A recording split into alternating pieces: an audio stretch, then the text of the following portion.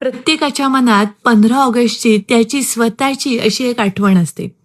मला आठवतं ते म्हणजे आम्ही लहानपणी सकाळी लवकर उठायचो, युनिफॉर्म घालायचो, शाळेत जायचो आणि मग तिथून निघायची प्रभात फेरी. पूर्ण गावातून ती प्रभात फेरी निघायची. आम्ही जोरजोरात घोषणा देत असायचो आणि नंतर सगळ्या शाळा एका ठिकाणी झेंडावंदनासाठी एकत्र यायच्या. कालची 15 ऑगस्टची बातमी वाचताना मला आठवलं, की मागच्या वर्षी 15 ऑगस्टला आम्ही नायगारा फॉल्सला गेलो होतो आणि त्यावेळेला नायगारा फॉल्स तिरंगाच्या रंगात पूर्णपणे उजळून निघाला होता आणि त्यावेळेला खरंच खूप स्पेशल वाटलं.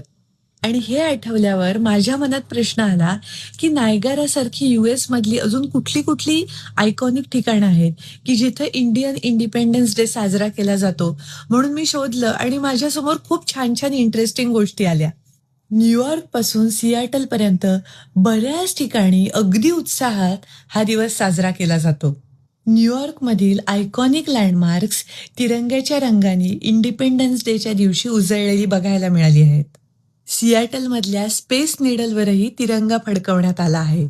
बॉस्टनमध्ये बॉस्टन सिटी हॉलपासून कम्युनिटी सेलिब्रेशनपर्यंत बऱ्याच ठिकाणी हा दिवस खास बनवला जातो.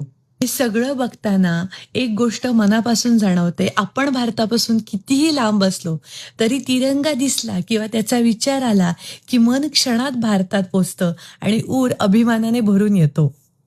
तुमची 15 ऑगस्टची स्पेशल आठवण काय आहे? ते मला कमेंटमध्ये सांगा.